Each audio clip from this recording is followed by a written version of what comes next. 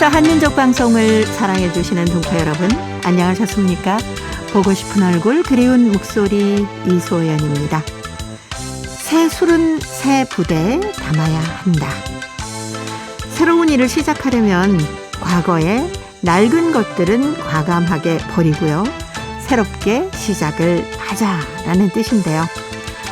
마음가짐을 새롭게 할 필요가 있을 때 이 말을 자주 이용하곤 합니다. 새해가 시작되는 1월에는 새로운 마음을 모두 다 갖게 되죠. 그동안 힘들었던 것, 또 아픔이나 상처, 후회되는 일들은 훌훌 털어버리시고요. 2023년 1월 새로운 마음으로 새 달 잘 지내셨으면 합니다. 자, 오늘 첫 곡 시인과 촌장입니다. 새날.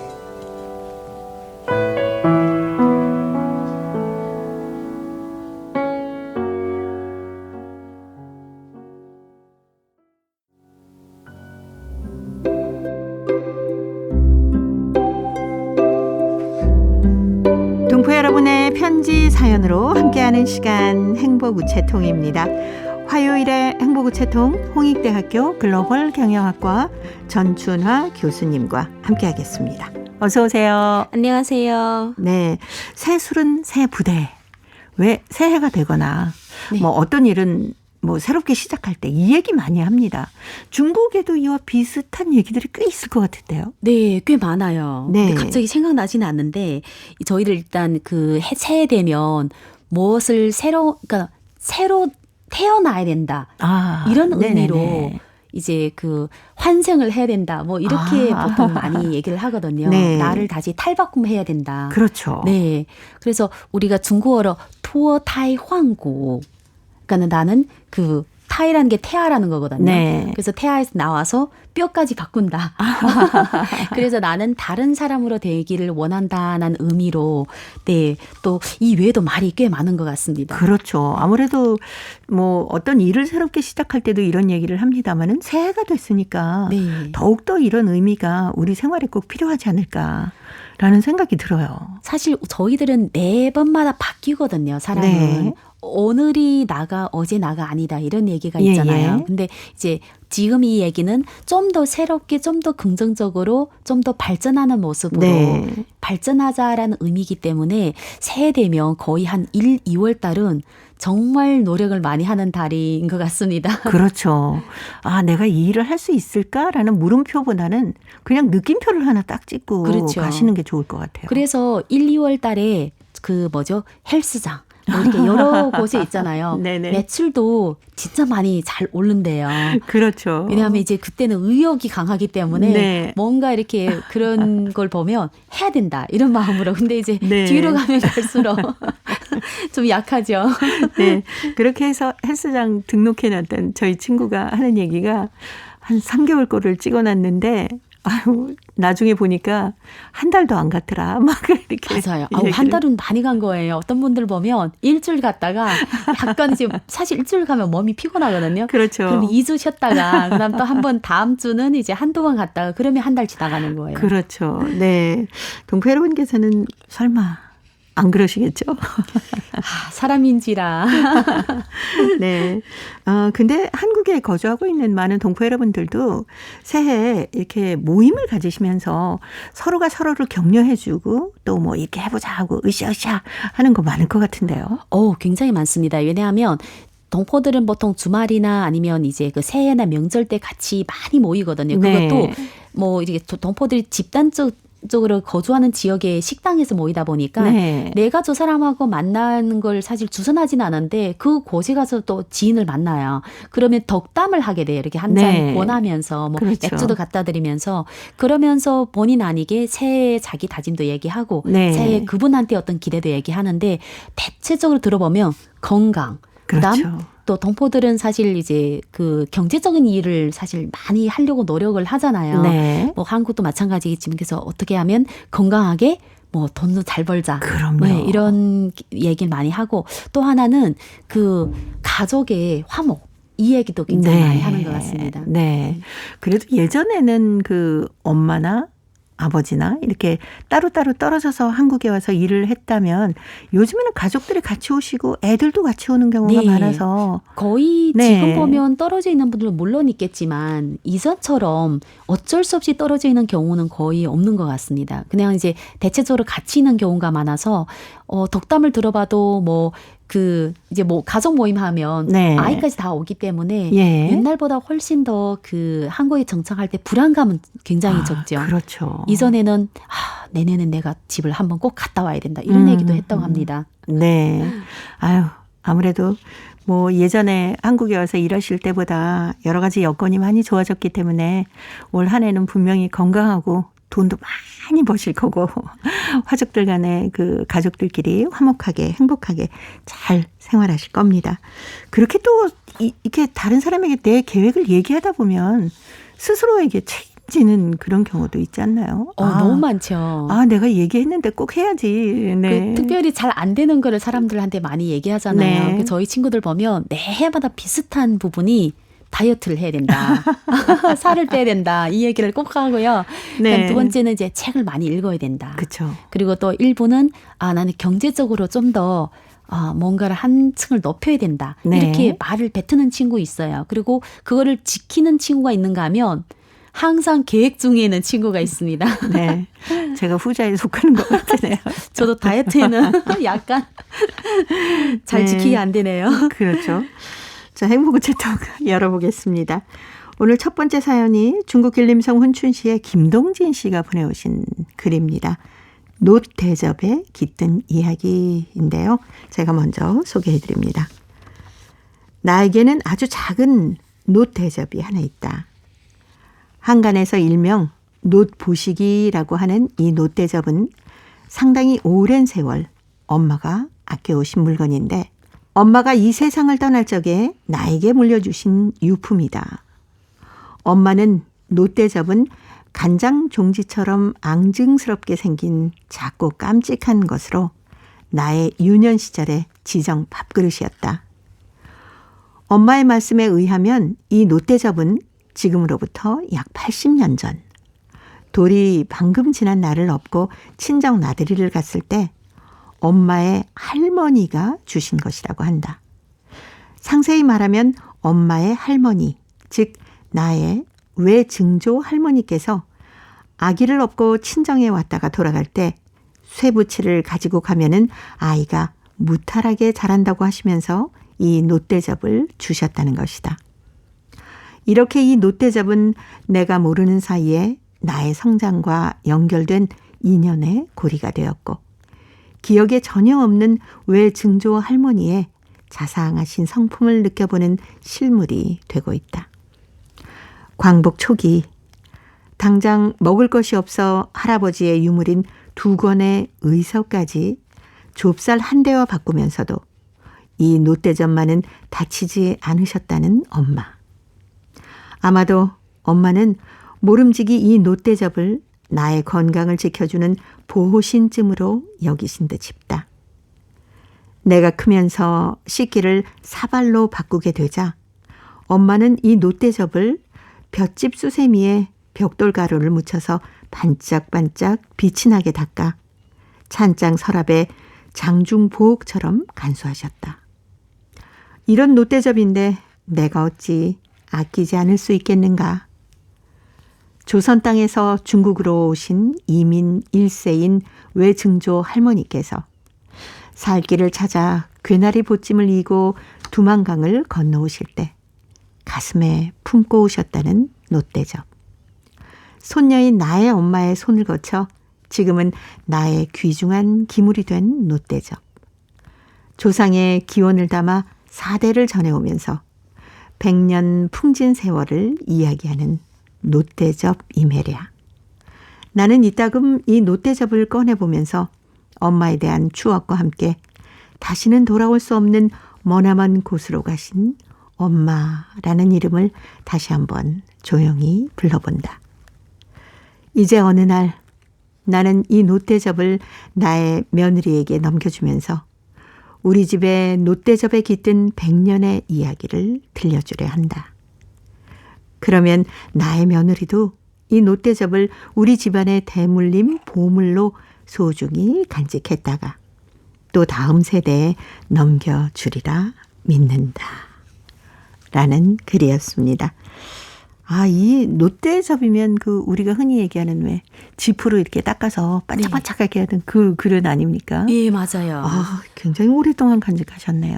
근데 보니까 거의 80여 년 전에 네네. 4대를 걸쳐 내려왔다는 걸 봐서는 이야기가 굉장히 많은, 사실 이 자체가 어떤 값어치보다 네. 이 집안의 의미가 더 크네요. 그렇죠. 사실 그 제가 이제 그 전통 문화에 관심이 있어서 이렇게 돌아다니다 보면 네. 그런 문화가 대대적으로 내려오는 집안 보면 책을 주거나 네네. 아니면 그 선조들이 손글씨로 쓴 편지거나 예, 그렇죠. 아니면 이제처럼 유물 네. 있잖아요. 어떤 그릇이나 예, 뭐 이런 것들. 그릇이나 뭐 심지어 돌이나 네. 뭐 그런 걸 보면 아, 우리 집에는 뭐가 있지 생각을 하면서 있는 것 같은데도 없는 것 같기도 하고 막 아쉬움도 있고 예.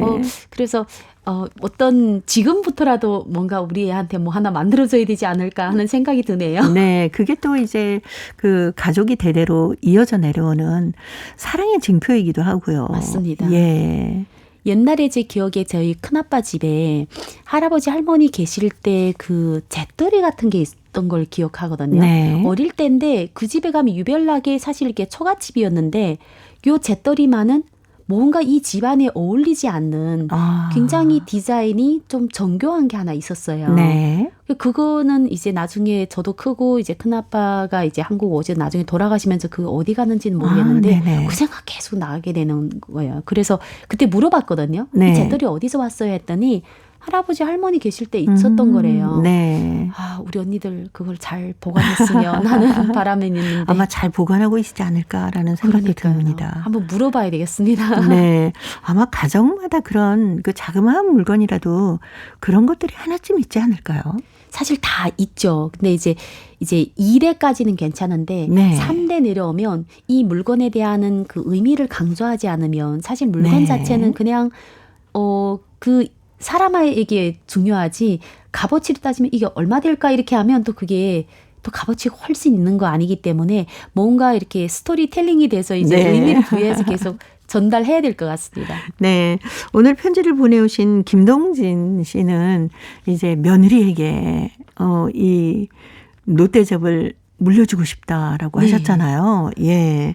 그렇게 되면 이제 대수가 더 하나하나 더해지는 거 아닙니까? 그렇죠. 그리고 이것이 지금 노떼잡을 깃든 이야기라는 글까지 썼기 때문에 이거를 그 노떼잡을 같이 붙여서 또 뒤에 분은 또 새로운 이야기를 거기에 담아서 하게 되면 이 집안에 그냥 가보가 아니라 어떤 가정의 책이 나올 것 같은 느낌이 드네요. 그러니까요. 그리고 또 중국에서 이제 아기 없고 아기 어릴 때 친정 갔다가 쇠붙이를 들려보내면 아기가 무탈하고 건강하다. 네. 이것도 좀 의미 있는 일입니다. 예, 어릴 때 제 기억에 네. 아이들이 사실 그 옛날에는 의료가 기술이 발달하지 그렇죠. 않았기 때문에 네. 애들 이름이 다 이상하게 좀 센 이름 아니면 굉장히 네네네. 이상한 그런 뭐 개똥 뭐 이런 이름을 많이 지었거든요. 이유가 그렇죠. 오래 살지 못하는 경우가 너무 많았습니다. 네. 그래서 친정에 가면 어머님이나 아버님께서 이 아이한테 좋아라고 뭔가를 하나를 줘주는 풍습이 있습니다. 네. 근데 이 집은 그 노떼잡을 드린 거죠. 예. 그리고 쇠가 약간 단단하잖아요.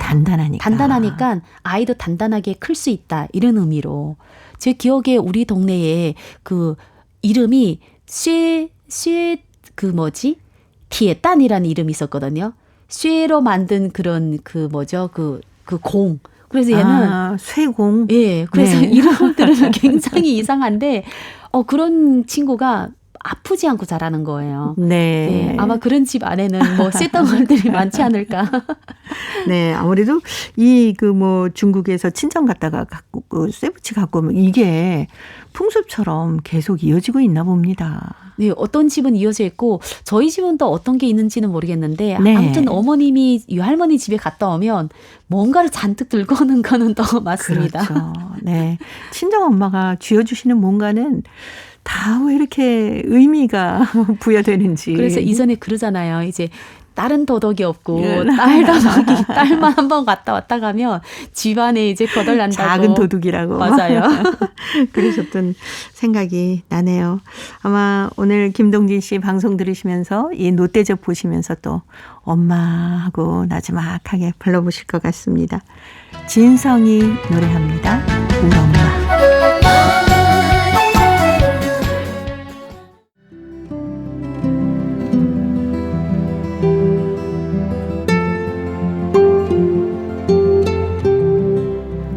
동포 여러분의 따뜻한 사연으로 아름다운 추억을 만들어 드립니다.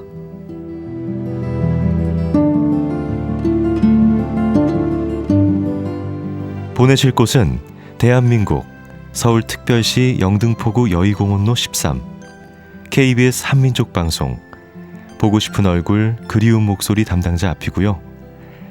인터넷 주소도 알려드립니다.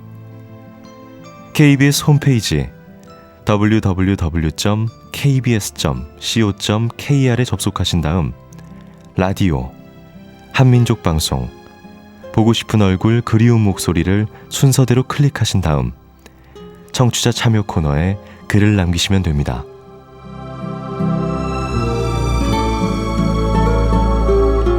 정다운 이야기와 아름다운 음악이 있는 보고 싶은 얼굴 그리운 목소리, 동포 여러분과 늘 함께하겠습니다. 화요일의 행복우체통 홍익대학교 글로벌 경영학과 전춘하 교수님과 함께하고 있습니다. 자, 오늘 두 번째 사연 중국 흑룡강성 목단강시 김관우 학생이 보내왔습니다. 고마운 김치움이란 글인데요. 전춘하 교수님이 소개합니다. 이번 주말도 어김없이 외할머니 댁에 다녀왔다. 외할머니는 매년 김치를 담근다. 김치 어릴 때에는 너무 매운 데다가 냄새가 역겨워 먹지 못하였다. 그냥 집 식구들이 김치를 냠냠 맛있게 먹는 것을 보았다. 그런데 크면서 매운 것도 먹을 수 있어 김치에 대한 감회도 달라졌다. 그때 외할머니가 김치를 만들던 과정은 지금도 눈에 선하고 김치 냄새가 코끝에서 맴돈다. 먼저 외할머니는 캔 후 그 자리에 잘 묻어놓았던 배추들을 혀쳐 덜 익은 겉잎들을 다 떼고 꼭 껴안은 새하얀 배추 포기만 남긴다. 그 다음 모두 날라들여 깨끗하게 씻은 다음 소금 한 봉지를 꺼내 물에 희석한다. 다음 배추를 소금물에 담가 초조리를 한다. 며칠간 초조리를 한 후 큰 대야에 배추를 꺼내 놓는다.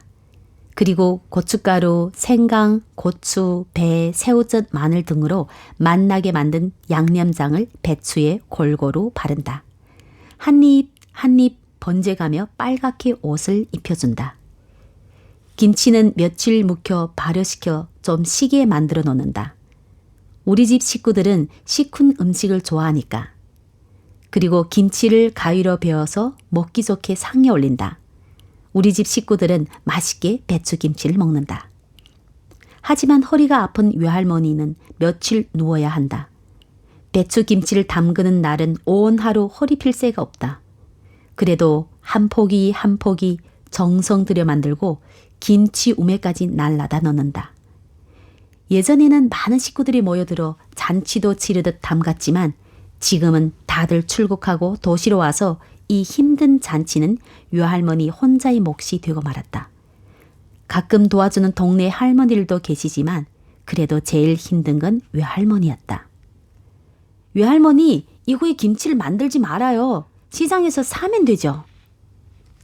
그때마다 외할머니는 환하게 웃는다. 그래도 아이고 집에서 한 것이 맛있지. 김치움 김치가 얼마나 맛있다고. 그렇다. 외할머니 김치에는 외할머니 정성과 사랑이 깃들어 있고 외할머니 김치움에는 김치 정신이 깃들어 있는 것이다. 그 김치움이 있어 나는 김치 진정한 맛을 알 수 있었다. 고도로 발달한 현대의 냉장고랑 낼 수 없는 찡한 이름할 수 없는 맛을. 네.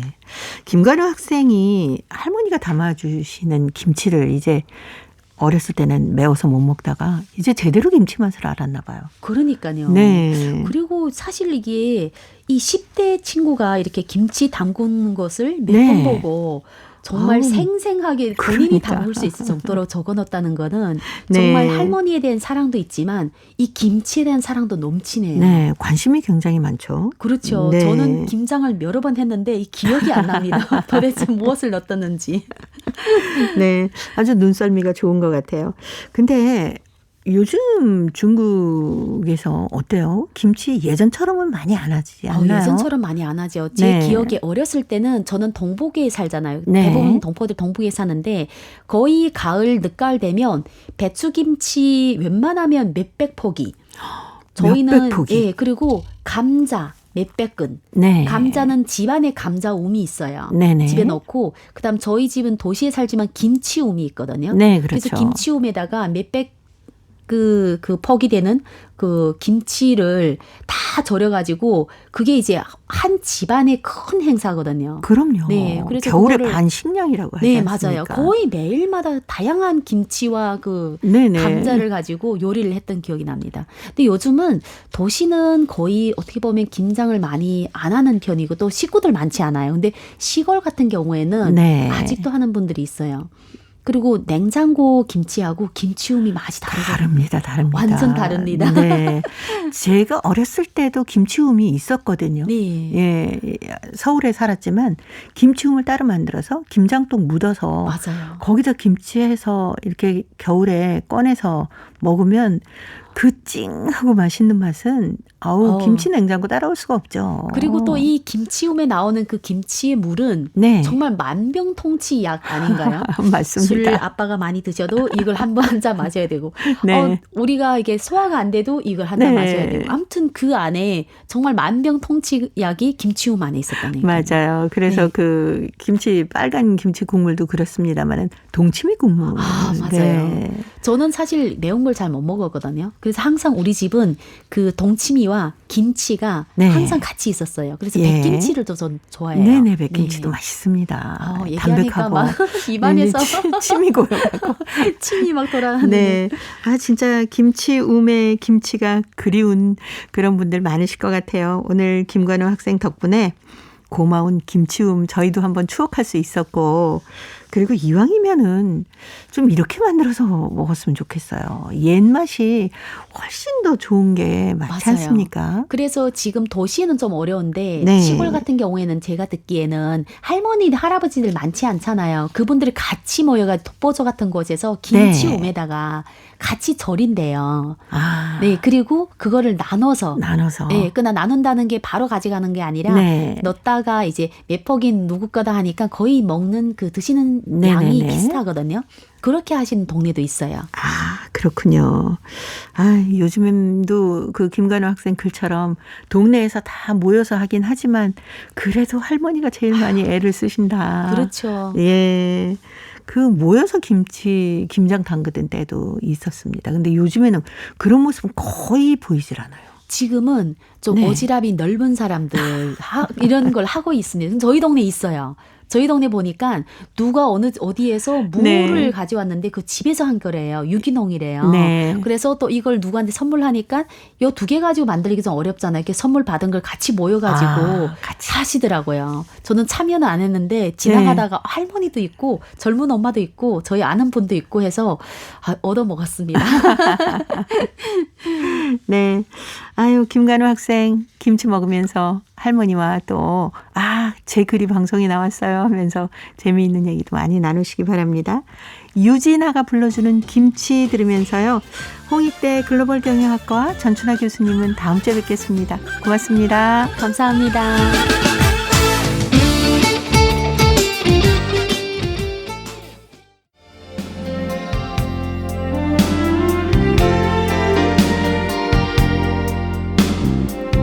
KBS 한민족 방송은 7천만 온결어의 꿈을 담습니다.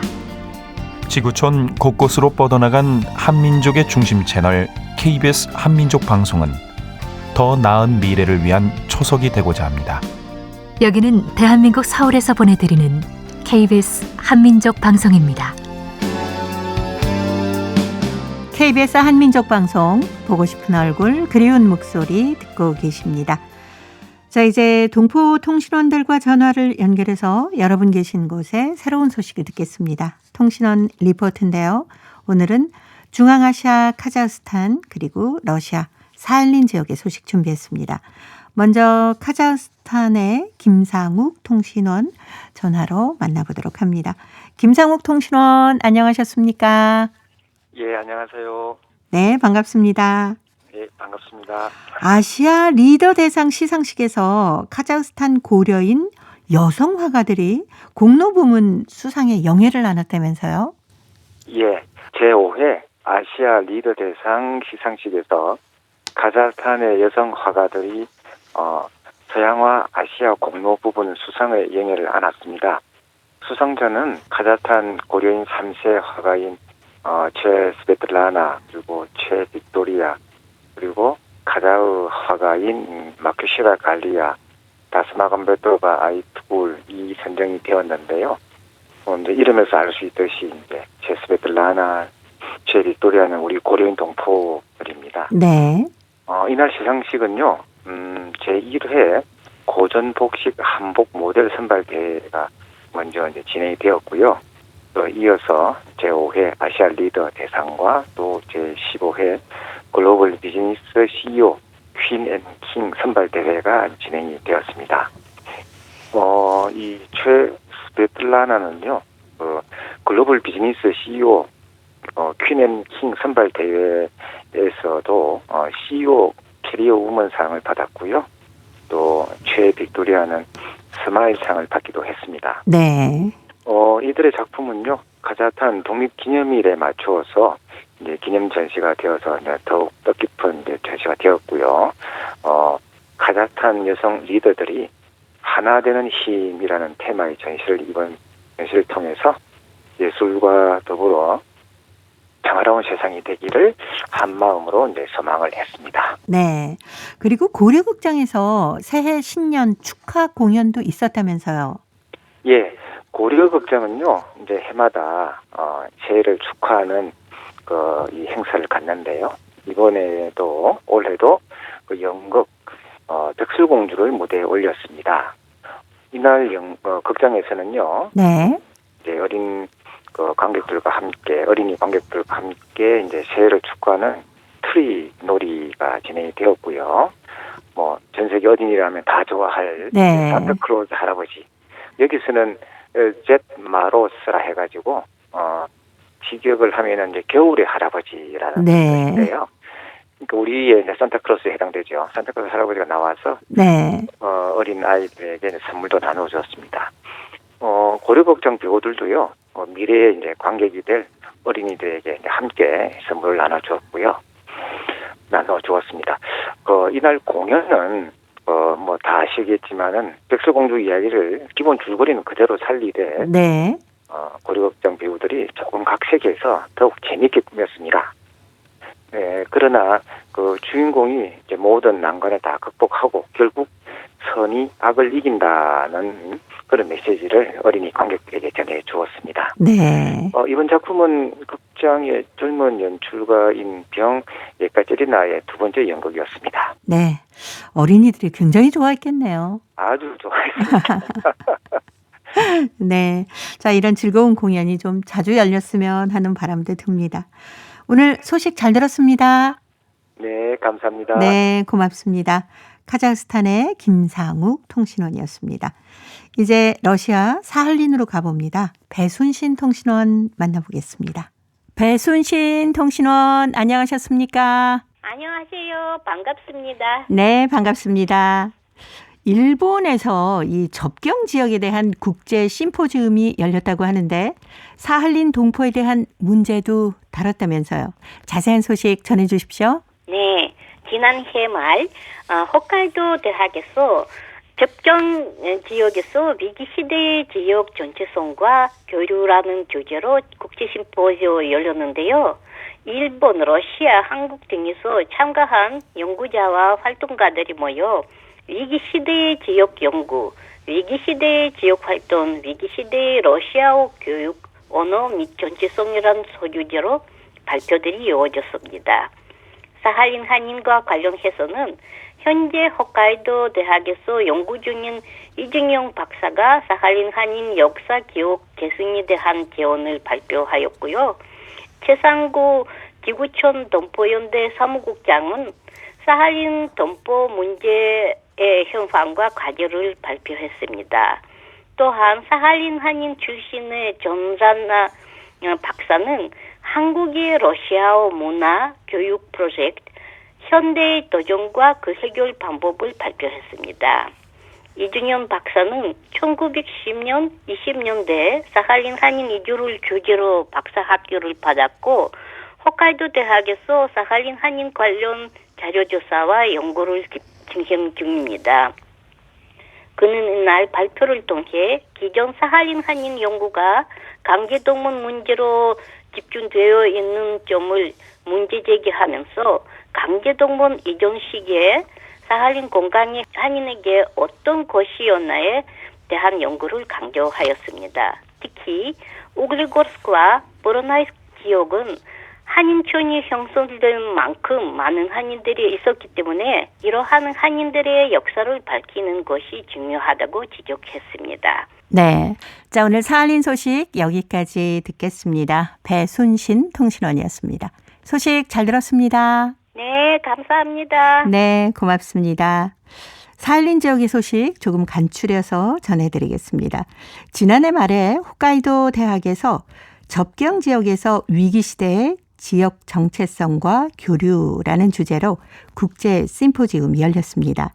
일본과 러시아, 한국 등에서 연구자와 활동가들이 모여서 위기시대의 지역 연구, 위기시대의 지역 활동, 위기시대의 러시아 교육, 언어 및 정체성이란 소주제의 발표가 이어졌는데요.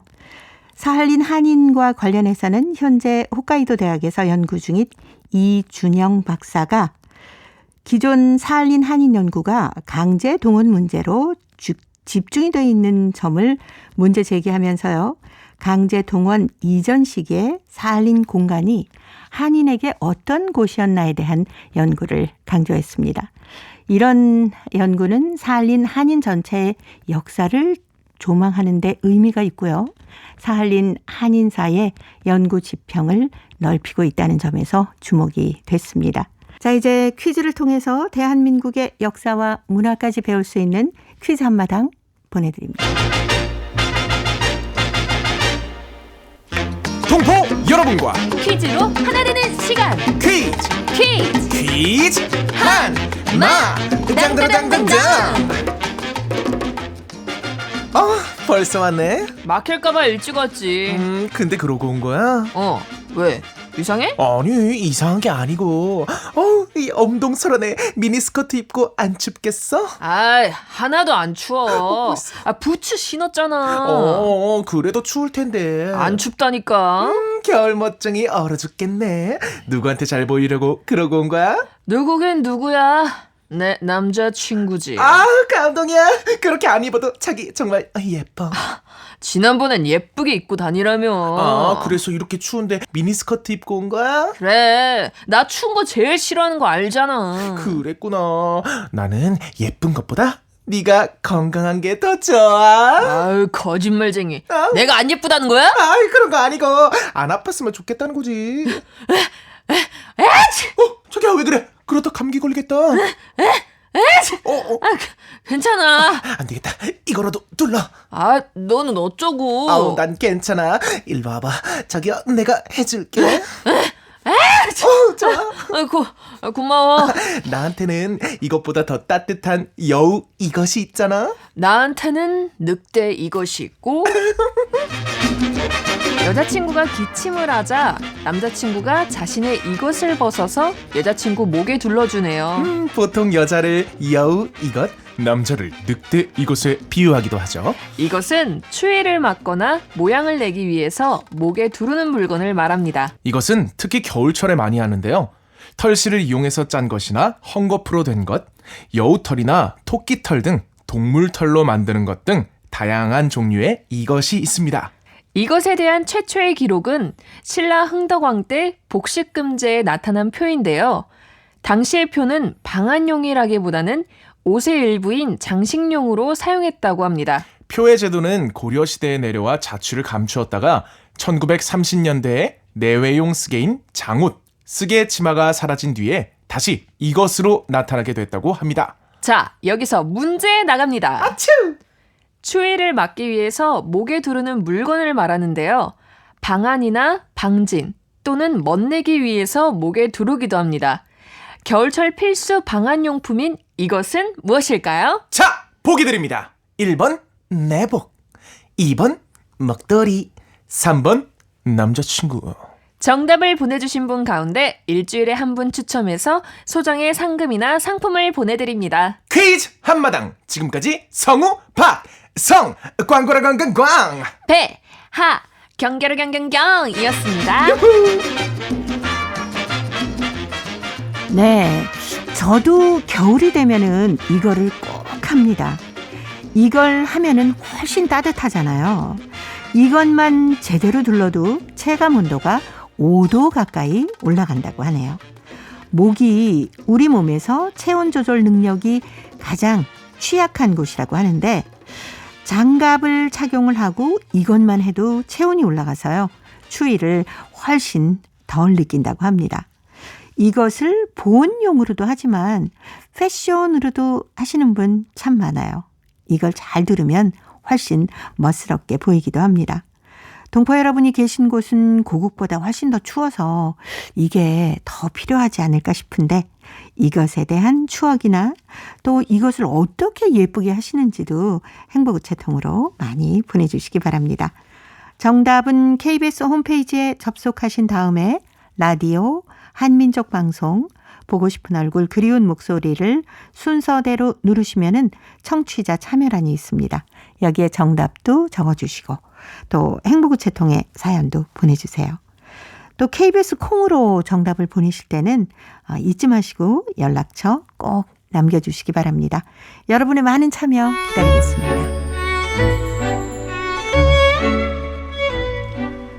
고려인들의 역사를 재조명하고 그들의 삶의 애환을 살펴보는 시간 고려인 이야기. 사단법인 고려인 마을 역사유물전시관의 김병학 관장님 전화로 만나보도록 하겠습니다. 관장님 안녕하셨습니까? 네, 안녕하십니까. 지금 광주 고려인 마을에 우크라이나 고려인들이 정착해서 살고 계시는데 이제 한국 생활에 좀 적응이 되셨는지 궁금하네요. 예, 그 적응을 했다고 볼 수도 있고 아직 하는 과정이라고도 볼 수 있을 것 같습니다. 이미 잘 알다시피 네. 작년 2월 말에 러시아 우크라이나 그 전쟁이 일어나가지고 3월 초부터 우크라이나 고려인 피난민들이 인근 루마니아나 헝가리, 폴란드로 피신해가지고 있다가 3월 초부터 이렇게 국내로 들어오기 시작했죠. 그래서 작년 한 해에 우크라이나 고려인 피난민들이 한 1,400여 명이 귀국을 했고 그중에 850여 명을 이 광주 고려인 마을에서 불러들였습니다. 항공권을 다 지급해가지고요. 그리고 그중에 한 600여 명이 지금 이 광주에 그대로 정착을 했습니다. 이제 나머지 한 200여 명은 지인이나 친척이 있는 어떤 다른 지역으로 이렇게 그쪽에 거주하게 갔고요. 우크라이나 고려인 난민 중에 학생이 있고 청년층, 장년층, 노년층이 있고 또 가족을 두고 혼자 오신 분이 있고 혼자 온 학생이 있고 또 가족이 여기 다행히 있어서 한꺼번에 온 사람들이 있고 여러 그 경우가 다르기 때문에 또 전쟁도 직접 이렇게 자기 집이 폭격을 당한 사람이 있고 네. 안 그러면 그렇지 않은 사람들이 있고 해서 전쟁에 대한 트라우마도 좀 차도가 있고 또 입국 시기가 언제냐에 따라서 좀 편차는 있습니다만은 대체적으로 네.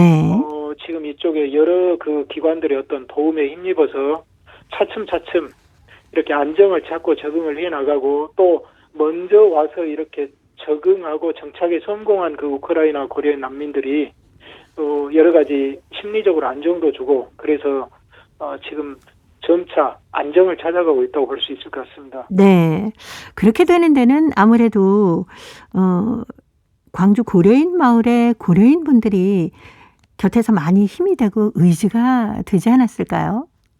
그렇죠. 가장 큰 게 네. 이제 물론 그분들의 항공권을 구입하고 올 수 있도록 한 데는 이제 고려인들도 협력을 했고 또 우리나라 우리 이 지역에 뜻있는 이런 기관이나 단체에서 많이 협력을 또 기업가들이 해주시고 이렇게 했지만은 네. 이분들이 와서 여기에 정착할 수 있었던 건 여기에 고려인들이 없으면 정착 자체가 어려웠을 겁니다. 그렇죠.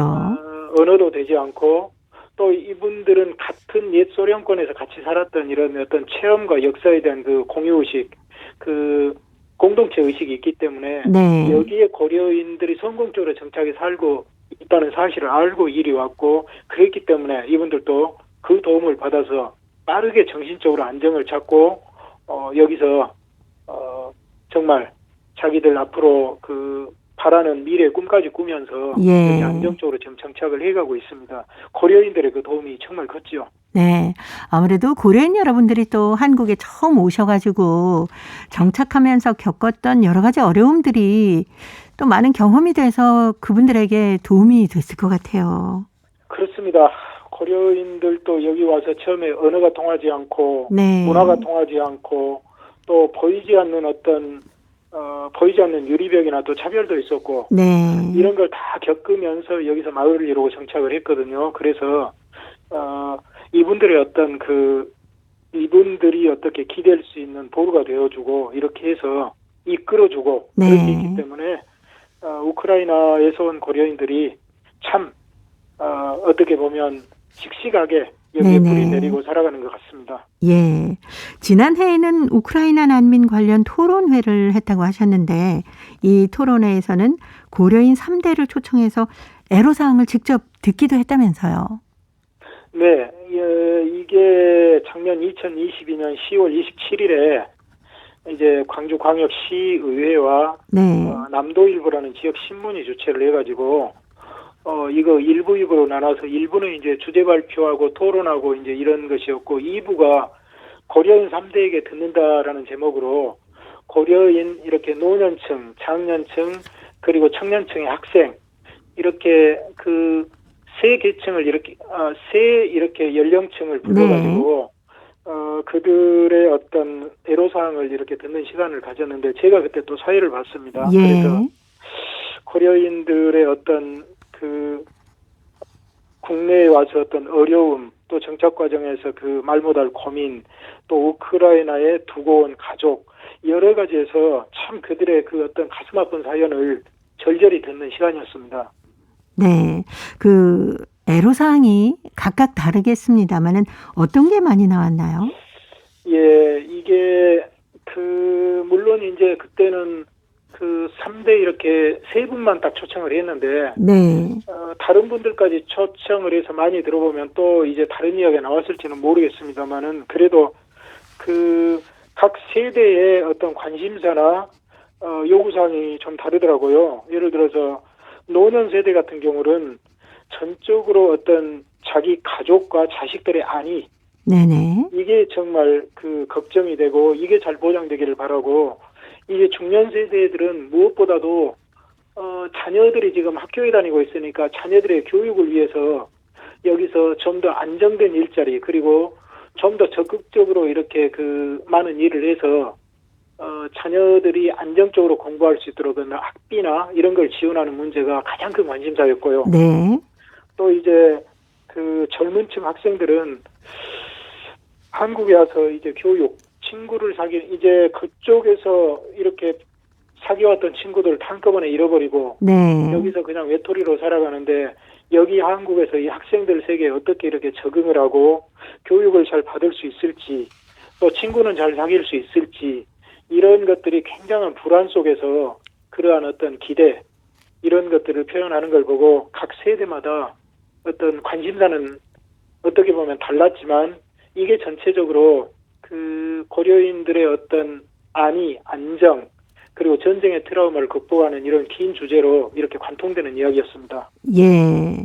뭐 관장님께서 직접 이 토론회에서 사회를 보기도 하셨습니다마는 이 고려인 3대 뭐 노년층, 장년층, 청년층 이렇게 얘기를 나눠보시니까 어떻든가요? 그들의 얘기를 들어보면은 사연들이 너무나 극적이고 다양하고 저도 우리 부모님으로부터 그 6.25 이야기를 여러 번 들었거든요. 그렇죠. 예, 네.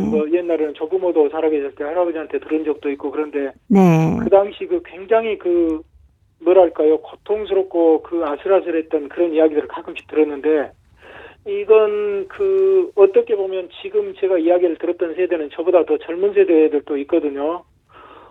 바로 집이 폭격당해서 지하로 내려가서 수십 일 동안 이렇게 숨죽여 지내다가 탈출했던 이야기, 네. 이런 이야기들을 들으면서 또 하나는 이분들이 그쪽에서 애착을 갖고 일구었던 터전이기 때문에 돌아가고 싶은 마음이 다 있습니다. 그렇죠. 그런데 네.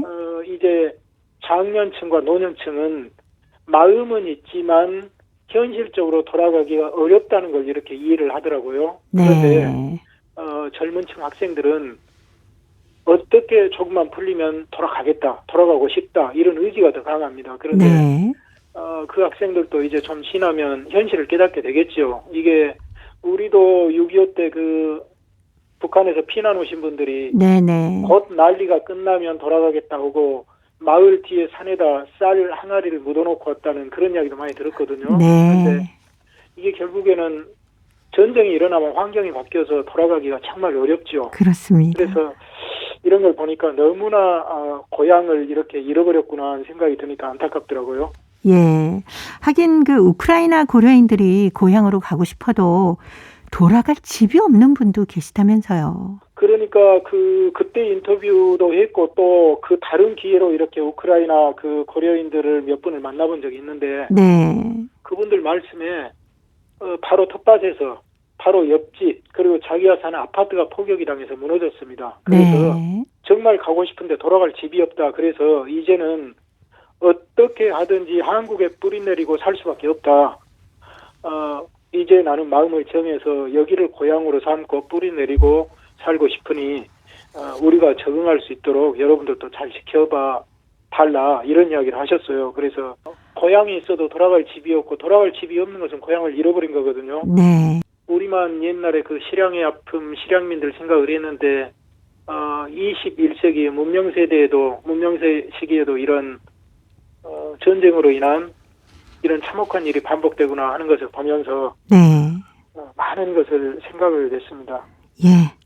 고려인 이야기, 오늘은 광주 고려인 마을에 정착하고 있는 우크라이나 고려인 얘기를 함께 나눠봤습니다. 오늘도 사단법인 고려인 마을 역사유물전시관의 김병하 관장님이었습니다. 다음 주에 뵙겠습니다. 네, 감사합니다. 네, 고맙습니다. 박선주가 불러주는 귀로 들으면서 저도 인사드립니다. 함께해 주신 동포 여러분 고맙습니다.